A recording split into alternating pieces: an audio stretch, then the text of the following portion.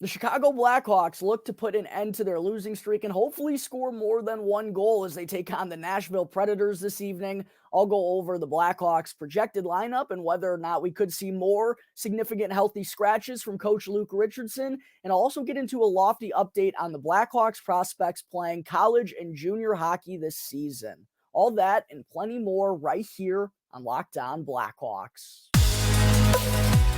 You're Locked On Blackhawks, your daily podcast on the Chicago Blackhawks. Part of the Locked On Podcast Network, your team every day.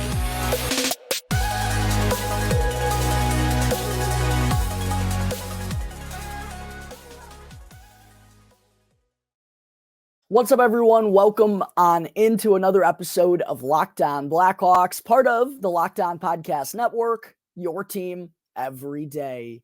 As always, thank you all for making the show your very first listen here to start off your day. I'm your host, Jack Bushman. Go and give me a follow on X at JackBushman2, or you could go and check out my Strictly Blackhawks account at Talkin' Hockey for all the latest Blackhawks news and updates. And also, just a quick reminder here to please make sure to go and show some support if you haven't done so already by smashing that like button down below. Go and comment as well as to whether or not you think there will be any more significant scratches this evening when the Hawks take on the Predators. And if so, let me know which players you think are deserving of watching this one from the press box. And last but certainly not least, make sure you're subscribed to the Locked On Blackhawks YouTube channel. If you're not already at this point, what are you doing? It won't cost you anything. It's 100% free, and it really does help me out tremendously. So please make sure to take care of that real quick. And you can also go and turn on those push notifications if you're wanting to get notified when the episode is uploaded each and every day. And today's episode of Locked On Blackhawks is sponsored by Sleeper, the go-to platform for daily fantasy sports. And right now, you can use the promo code LOCKEDONNHL in all caps to get up to an $100 match on your first deposit with Sleeper. All right, good afternoon, everyone. As always, thank you all for joining me on another episode of Locked On Blackhawks, your one-stop shop for all things Chicago Blackhawks. And looking to get off the schneid here are the Chicago Blackhawks, as they are losers of each of their last three, dropped all three matchups during their three-game road trip, and only found the back of the net once in all three of those games. But not only have they lost three in a row, they're also losers of 9 of their last 11, including a 4-2 loss a couple of weeks ago to the team that they are going to be facing here this evening in the Nashville Predators. That first meeting came back on November 18th back in Nashville. This time, it'll be held at the United Center with a 7:30 puck drop here tonight, and the game will be televised on NBC Sports Chicago for those curious. But Blackhawks obviously did not come up on the winning side of the battle the first time that these two teams met not all that long ago. If you all recall, it was a Saturday matinee start, I believe, at 1 p.m. Central Time. And I actually believe, not to stir the pot here, if I have my facts correct, I believe this was the day after the Corey Perry incident or whatever it was. We still don't really have many updates as to what actually happened there, but this was the day after that actually happened. But the Hawks got off to a slow start in that one. Fell behind 2-0 early. I remember goals from Yakov Trenin and Gustav Nyquist on the power play put them ahead 2-0 after the first period. I did think the Hawks got a little bit better as the game wore on, and they wound up making it a fight, getting goals from Philip Kurashev, and Tyler Johnson scored in the third period to cut their deficit to 3-2 with about 8 minutes left, but they weren't able to get a third goal past former Hawks netminder Kevin Lankinen. The Preds go on to add the empty netter, and that sealed it for that 4-2 loss. And ever since the Predators picked up that win, they've been playing some really solid hockey. They had a 5-game winning streak actually after that victory, and they're now 5-1-0 in their last 6 games since that first meeting between these two teams. And tonight will actually be their first matchup, or their first contest, I should say, in the month of December. They had the entire weekend off, so the Blackhawks need to be aware of that. Not that they can afford to take any nights off or to take it easy on any given game, because it really feels like anything less than their best just isn't going to get it done at this point in time. But they do have to be aware that they have an especially fresh Nashville Predators group on their hands tonight, because they haven't played since November 30th, last Thursday. But whenever these two teams face off with one another, it really does feel like it's kind of got that low scoring, close division rivalry type of feel to it for whatever reason. It feels like the Preds have been the team to get the better of the Blackhawks over the last handful of years, though. And a lot of that, I think, is because of what UC Saros has done in net against the Blackhawks. Just phenomenal numbers. At this point in time, we don't have confirmation whether he's going to be in goal for the Preds or if they're going to go with Kevin Lankinen once again against his former team in a return to the United Center. I did check the Predators' schedule. It's not a back-to-back for them, and their next game is Thursday against the Lightning. So maybe they want to save Saros for that, but quite honestly, knowing the workhorse that he is, I wouldn't be surprised if he started both of those games for the Predators. So I have a feeling we're going to see Saros here tonight, and yeah, he's been spectacular and had the Blackhawks number throughout his career thus far. In 16 career starts against the Blackhawks, UC Saros is 10-3-2 with a 2.06 goals against average and a .932 save percentage. So the Blackhawks on two ends of the spectrum here. Defensively, they know they got to be solid because they give up 3. More than likely, they're going to lose if UC Saros is in net. And then offensively, got to make sure they're just doing all the little things right. Get those gritty goals. I mean, they all count the same, and it's hard to beat a goaltender like UC Saros cleanly. So get bodies to the front of the net, cause some traffic, maybe get a redirect goal,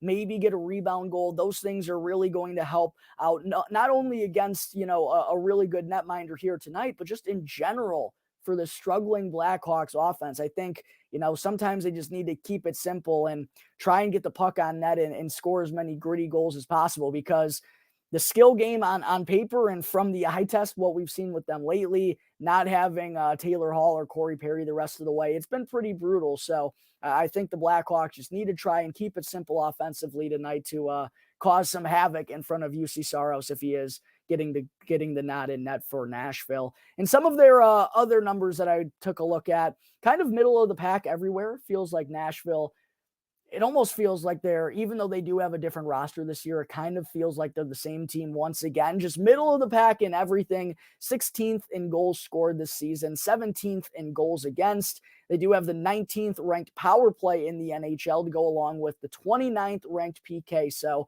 another game where the Blackhawks are facing off against one of the worst penalty kills in the entire NHL. They actually faced off with the worst kill in the NHL on Sunday when they took on the Minnesota Wild. Their only goal of the game in that one came with a Taylor Radish power play goal. And they also showed some good things earlier in the game on the man advantage. Really good puck movement.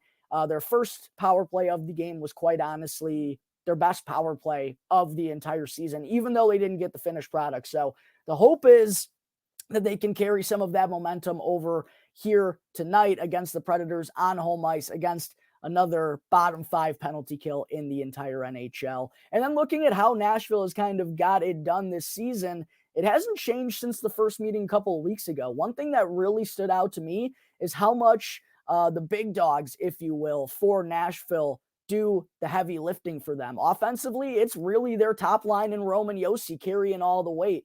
Philip Forsberg has 28 points to lead them offensively. Not really surprising. Ryan O'Reilly is off to a spectacular start to his Preds career with 21 points here in the early going. And then Gustav Nyquist, who's also playing on the wing with those two on the top line. He's got 17 points early on as well. Roman Josi has 17 points from the back end. And then only 3 other players on their entire roster have reached double digits in terms of points so far this season. So it was one of my keys to the game in the first meeting. It's not one of my official keys to the game here tonight because I didn't want to be repetitive, but I do think it is so crucial for the Blackhawks to really focus and hunker down against that Predators top line. If you can shut them down, it's going to give you an opportunity to win. Again, I think a low scoring type of affair. Those are kind of the contests that the Blackhawks need to be in right now, given their offensive struggles and the lack of depth that they have in their forward group.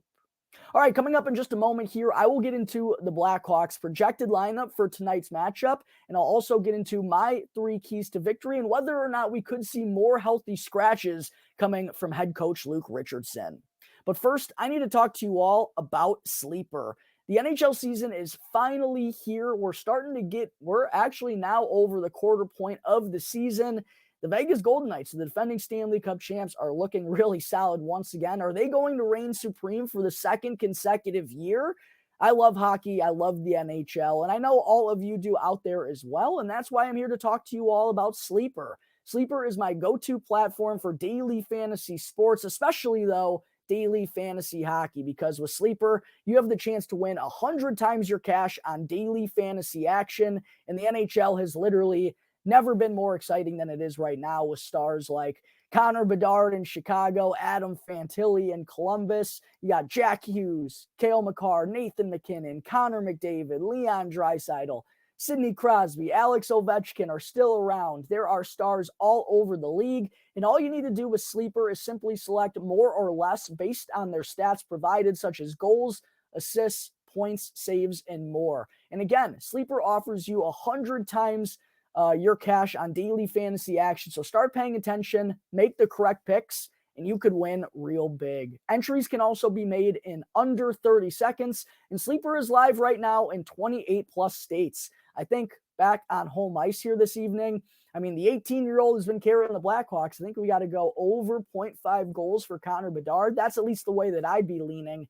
Right now, also with Sleeper, make sure to go and use the promo code LOCKEDONNHL in all caps, and you'll get up to an $100 match on your first deposit. Again, that's promo code LOCKEDONNHL in all caps, and you can go and see Sleeper's terms of use right now for more details. Back here on the Locked On Blackhawks podcast, part of the Locked On Podcast Network, your team every day. The Blackhawks take on the Nashville Predators tonight at 7:30 p.m. Central Time, the second time these two teams meet in just under 3 weeks. And you can catch all of the action of the Blackhawks' hometown broadcast with SiriusXM on the SXM app. Just search Blackhawks. Segment 2, let's talk about what we could see out of the Blackhawks' projected lineup tonight. And I'm really curious, after Sunday's contest where the Blackhawks lost 4-1. It was kind of the same game that we saw 3 times during their road trip.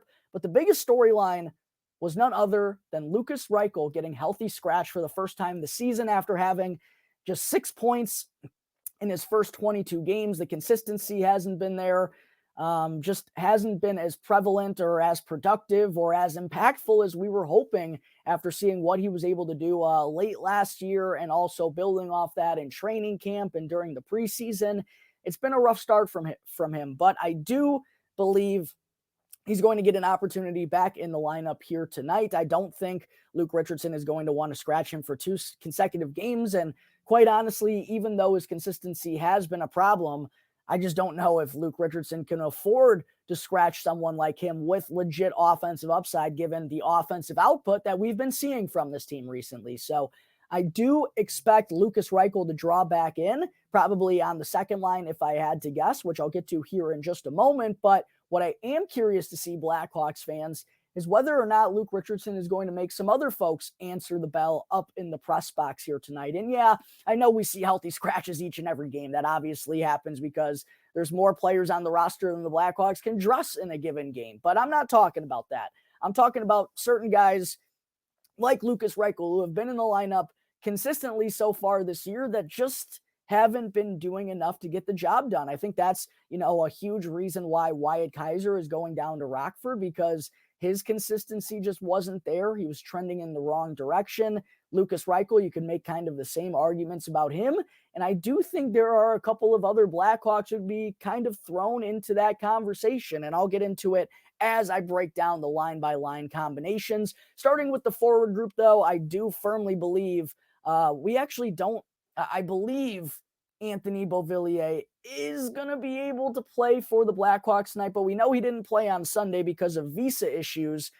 Saturday, he was able to make his Blackhawks debut against the Winnipeg Jets, but wasn't able to enter the United States with the Blackhawks to head to Minnesota. But the hope is that he'll be able to play either today, and if not today, worst case Ontario, Thursday against the Anaheim Ducks. But hopefully Beauvillier will be able to go tonight, because when he made his team debut on Saturday with Connor Bedard and Philip Kurashev on the top line, that was really the only trio that amounted to anything for the Blackhawks in that game. And I thought they showed some really solid chemistry and good puck movement for it being their first game together Beauvillier, I think he kind of recognized that he's out there to go and shoot the biscuit. I liked how reluctant he was. I liked how willing he was, to kind of just one touch and shoot it every time it was on his stick, and to find those little soft spots whenever Connor Bedard has the puck. So hoping that they'll be able to build off that if Beauvillier is able to go tonight. At the time of recording this, we're still ahead of the Blackhawks morning skate here. It's about 9:30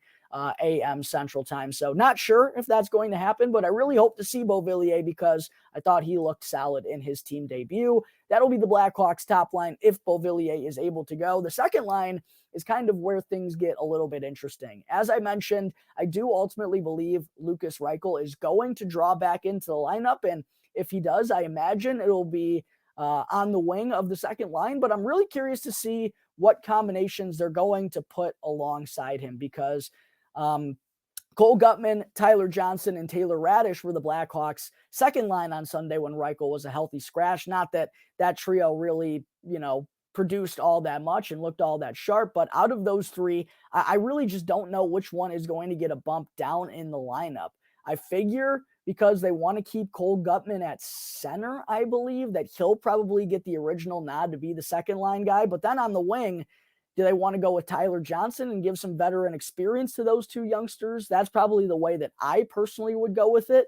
But then you also got to think about what you would do with Taylor Radish. And do you move him down the lineup and kind of separate the 17, 16, 15 line? That's, been a little quiet the last couple of games, but all in all, done a lot of good together. That's another debate. Excuse me, hiccup. I personally think that it should be Lukas Reichel, Cole Guttman, and Tyler Johnson serving as the Blackhawks second line. Their third line, I think you just bump Taylor Radish down. I don't think you have him draw the lineup after scoring the lone power play tally of the game. I know he's a guy you could throw into this boat. Only 4 goals in the first 22 games. Just simply hasn't been good enough out of Taylor Radish. I think you can throw him in that same conversation. I wouldn't be stunned if he got scratched here tonight, but I don't think you do it after a game in which he just scored a goal. But he's certainly on the hot seat if he doesn't keep it going here these next couple of contests. But I have him on the third line with Nick Foligno and Jason Dickinson. Yes, that would mean breaking up the 17, 16, 15 trio. I have Joey Anderson then going down to the fourth line with Boris Kachuk and Ryan Donato, leaving Reese Johnson and Mackenzie Entwistle as the 2 healthy scratches. We'll see if that winds up being the case. But I am really interested to see what the Blackhawks do on defense as well, because they mixed up the pairings with Louis Crevier making his NHL debut. Nikita Zaitsev wound up drawing out of the lineup. And, we really didn't see the Blackhawks pairings change up all that much in the opening 20 games of the season. But in the last contest, we saw Kevin Korchinski skate with Seth Jones on the top pairing. That left the 2 big bastards and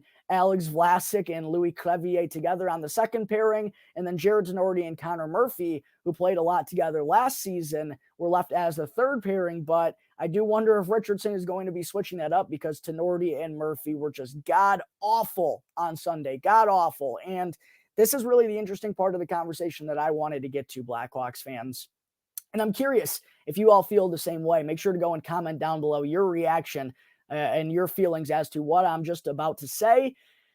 I think Connor Murphy should be healthy scratched. And I know he's a veteran leader on the back end, and there just isn't a lot of that for the Blackhawks right now. But they don't have Isaac Phillips and they don't have Wyatt Kaiser, 2 rookies in the lineup anymore, with both of them being back down there in Rockford. And I just don't think Connor Murphy, as a veteran guy that's supposed to be leaned on this season, I just don't think he's quite honestly been good enough. And I feel like it's a bit unfair to say that, because Murphy's had a tough role, being a defensive-minded defenseman for this team that's always stuck in their own end. He's had to play alongside 19-year-old Kevin Korchinski, who's undersized, and, defense isn't the strength of his game. So Murphy has to kind of take over on command a little bit more back there. But at the same time, the amount of goals that he's been on the ice for, and the amount of backdoor tap-ins and just defensive breakdowns that he's been susceptible to, I just wonder if Luke Richardson feels like the same message that he's sending to Philip Kurashev right now, he also has to send to Connor Murphy, because quite honestly, he's in that same boat with Lukas Reichel and with Taylor Radish and guys who have been underwhelming this season.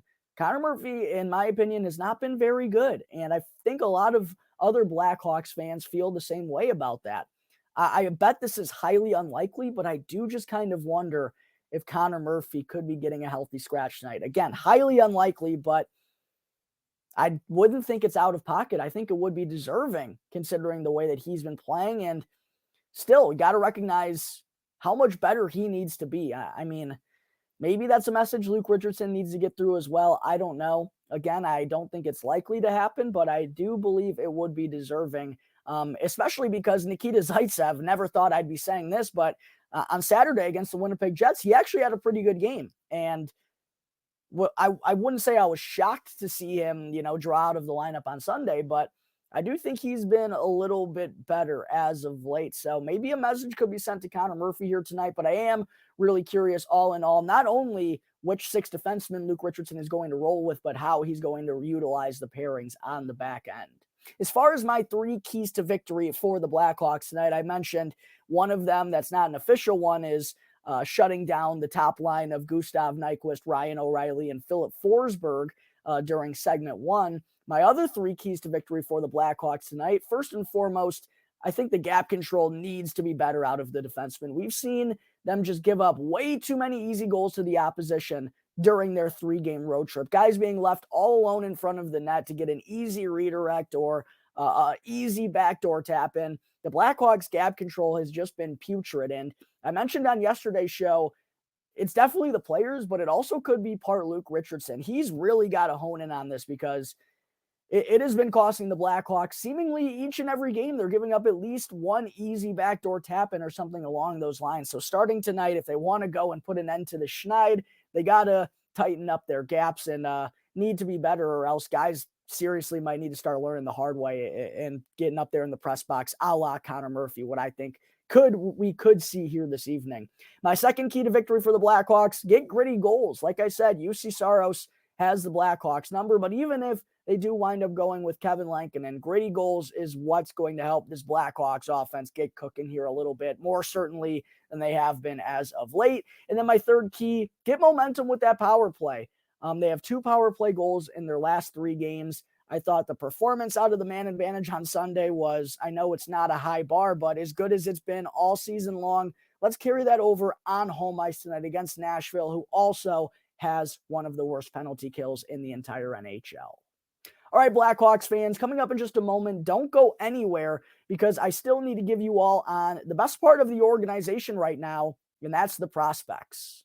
But first, I need to talk to you all about Indeed. There's no I in team, but there is an I in Indeed, and that's the hiring platform that you need to build yours, because when you're hiring, you need Indeed. Indeed is the only job site where you're guaranteed to find quality applications that meet your must-have requirements, or else you don't pay. So instead of spending hours on multiple job sites hoping to find candidates with the right skills, you need one powerful hiring partner that can help you do it all. Indeed streamlines the hiring process with powerful tools that find you match candidates in a quick and timely manner. And I personally love Indeed because it's the only job site where you only pay for applications that meet your must-have requirements. Indeed knows when you're growing your business, you have to make every dollar count.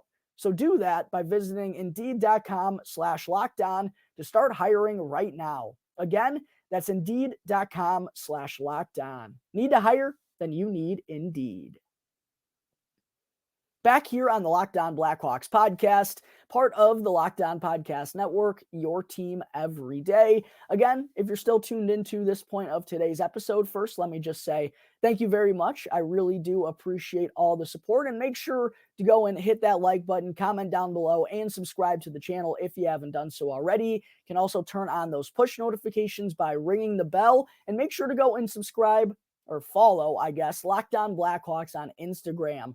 The account really has been growing here over the last couple of weeks. Been posting some cool Blackhawks footage and videos of Connor Bedard, and also some updates and some cool reels of Blackhawks prospects. And I've also been posting clips right here live from the show. So also make sure to go and follow Locked On Blackhawks on Instagram if you haven't done so already. All right, segment 3. Before I let you all go and enjoy the rest of your days, I did an update last week on the Blackhawks minor league affiliate Rockford Ice Hogs. And now I want to be sure to give you all an update on how their prospects that are playing college and junior hockey this season, how they're doing so far in the early going now that we're, a quarter of the way through most of these campaigns at the very least in the CHL and in the NCAA. And we've seen a lot of good things from a lot of Blackhawks prospects. And when there's not a whole lot of good happening at the NHL scene, this is what you need to look to keep that light at the end of the tunnel in mind, because, man, are a lot of these prospects off to a terrific start. Yes, it is going to be a process, and the turnaround isn't going to happen immediately, but there is a lot of reason to be hopeful for the future because of what we're seeing all of these prospects do. Not only the ones that are down in Rockford right now with guys like Colton Dock, Ethan Del Mastro, and Drew Comesso, but there are a slew of prospects playing college and junior hockey that are doing work so far this year. Getting into it, let's start with none other than my boy, Frank the Tank Nazar. Before I do, I'm going to take a quick sip of water here, folks. Pardon me. Blackhawks 13th overall pick, of course, in the 2022 NHL draft. Missed most of his freshman campaign with the University of Michigan due to a knee injury, but boy, has he been good so far for them this year. 18 points in his first 18 games. It was actually cool. Excuse me. On Friday night, I completely forgot that Notre Dame has an affiliation with Peacock, and Frank Nazar and Michigan took on Landon Slaggert and Notre Dame on Friday night, and I actually got to watch that game on Peacock both Friday and Saturday night, which was really cool. Frank the Tank was a little bit of a ghost on Friday night, but he had a good performance on Saturday to bounce back and end before the holiday break. But yeah, Frank the Tank is off to a tremendous start. 8 goals and 10 assists, 18 points through 18 games so far this season. And most recently, he's been centering the top line for the Michigan Wolverines, which is what you love to see. And if things keep going well for him, I wouldn't be surprised to see him make the leap to professional hockey following the conclusion of the season. And maybe we even see him make his NHL debut towards the end of the year in March or April with the Blackhawks. Then we got to talk about none other than Gavin Hayes, 3rd round pick for the Blackhawks in the 2022 draft. Boy, this kid is an absolute sniper, folks. Continued to pick up where he left off last year with the Flint Firebirds of the OHL, where he was a 40-goal scorer. So far in 25 games this season, he's already found the back of the net 19 times to go along with 16 assists, 35 points for Gavin Hayes, off to a phenomenal start, which, spoiler alert, I'll get to at the end of the episode in just a minute, could get him a spot on Team Canada's World Junior roster. The United States World Junior roster. Then Nick Lardis, 3rd round pick from this past year, someone in particular who I really like to see the Blackhawks pick up in the 3rd round, got some 1st round grades from some draft analysts and scouts, and that's because of his goal scoring ability. Like Gavin Hayes, that's Nick Lardis' bread and butter, and he has been a stud in that department for Brantford so far this year. 18 goals to go along with 9 assists in 25 games for Nick Lardis, 27 points. He's been a staple of their top line, and it feels like anytime they're doing anything offensively, he's got himself involved in it. And how about Paulie Ludwinski, baby? That Paulie Luds for the Blackhawks, 2nd round pick in 2022. The offense went a little bit dry for him last year. It was also a campaign that was kind of up and down due to injury, but he's back and healthy this year, centering the Frontenac's top line as their captain, and he has been the driving force for them. He actually had a 14-game point streak going just a couple of weeks ago before it came to an end, but that has him now at 26 points, 11 goals, and 15 assists in 23 games so far this season. Another guy who I kind of honestly expect to make the leap to the pro scene after the conclusion of this season. And then how about Blackhawks 2nd round pick from this year's draft, Martin Misiak, playing for the Erie Otters after being the 1st overall selection in the CHL import draft. He's been kind of bouncing up and down between the 1st and the 2nd line center for the Otters, but he's been one of their most productive forwards at 18 years of age, which you love to see. 12 goals, 12 assists, 24 points for Martin Misiak in his first 26 games this season. I mentioned Landon Slaggert taking on Frank Nazar in Michigan over this past weekend. What a senior season Slaggert is off to as the captain of the Fighting Irish, one of the leading goal scorers in the entire country. I believe he's 3rd right now with 12 goals to go along with 4 assists in those 16 games. I believe he only had 7 tucks total during his entire junior season. So great to see him bounce back. I'm sure the Blackhawks have wanted to see that as well, considering he still hasn't signed his entry-level contract, but considering the start that he's off to so far, I wouldn't be surprised if they wind up getting that done. And then Ryan Green, second-round pick for the Blackhawks last year as well, 57th overall, continues to be a big staple of the Boston University, the Terriers offense, along with projected 2024 first overall pick Macklin Celebrini. Ryan Green's got 16 points in 16 games so far this year, exactly a point per game, while centering their second line mostly and being a fixture of their top power play unit. He's got 6 goals and 10 assists. Then we got Aiden Thompson, who's playing for one of the top teams in the country in the University of Denver. Kind of a slow start for Thompson, not going to lie, which was a little disappointing considering how much of an impact he made as their third line center last year. Looked like he was going to take the step up to their second line center, but just hasn't been productive enough offensively, although he has gotten it going here recently, and he's now at 3 goals and 9 assists for 12 points in 16 games. Another guy who I think is making the leap at the end of this year. Then we got 2 Minnesota Golden Gophers in Oliver Moore and Sam Renzel, both freshman roommates and both first-round picks of the Blackhawks in the last couple of years. Oliver Moore has gotten off to a tremendous start with 2 goals and 9 assists in 11 games.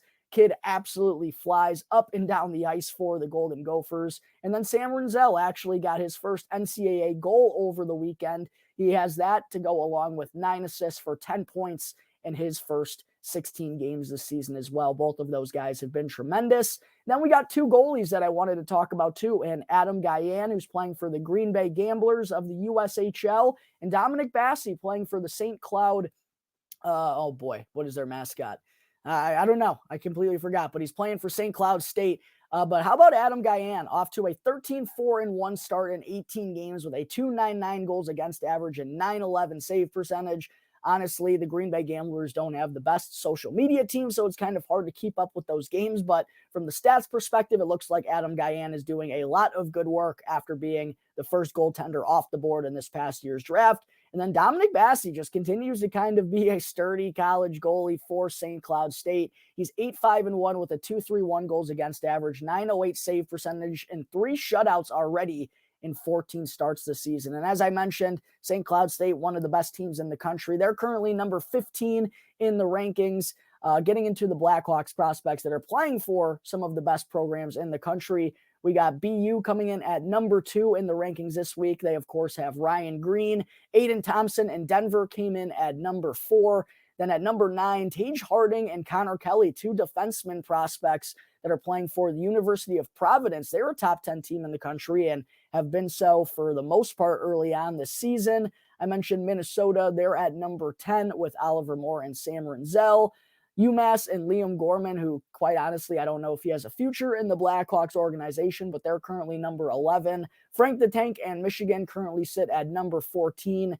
Dominic Bassi and St. Cloud State are at 15. And then Notre Dame and Landon Slager with a win over Michigan on Friday night. They jump back into the top 20 at number 20 into the rankings. And then I also wanted to mention here real quick, I know I'm running a little bit long, folks, and I apologize, but we got an announcement about the World Juniors, which are set to kick off here in just a couple of weeks. 4 Blackhawks prospects were named to the United States preliminary World Juniors roster in Oliver Moore, Sam Renzel, Frank Nazar, and Gavin Hayes, as I mentioned a little bit earlier. Out of those 4, I think Frank Nazar and Oliver Moore are the ones who are solidified to be on the team. I think Sam Renzel has a really good opportunity as well as a big-bodied right-handed defenseman. Gavin Hayes is the one who's a little bit on the fence. Really hoping he's going to be able to crack the team, though, with his goal-scoring abilities. And then for Slovakia, we also got both second-round picks for the Blackhawks this year, and Martin Misiak and Adam Gajan both made the Slovakian preliminary World Juniors roster. Quite honestly, I expect both of them to be on that team. But it does look like we could get a pretty decent slew of Blackhawks prospects representing their countries once again here in the World Juniors. Don't forget about those, folks. Always a super exciting tournament and a really good opportunity to not only get a look at some of the prospects already in the system, but some prospects who are going to be involved in the 2024 NHL draft, which by the looks of it right now, the Chicago Blackhawks are probably going to have another high-end selection in that one. All right, folks, I think that is going to wrap up today's episode of Locked On Blackhawks. As always, thank you all again for tuning into the show, and be sure to go and follow Locked On Blackhawks for free right now, wherever you may be listening to your podcast, and to go and subscribe to the Locked On Blackhawks YouTube channel. And that way you can get the latest episode as soon as it becomes available each and every day. As always, I'm your host, Jack Bushman. Go and give me a follow on X at Jack Bushman2, or you can also go and check out my Strictly Blackhawks account at Talkin' Hockey for all the latest Blackhawks news and updates. So until tomorrow's episode, go Hawks. Let's get off the schneid and score more than once here this evening. That's going to do it for today's episode of Locked On Blackhawks, part of the Locked On Podcast Network, your team every day.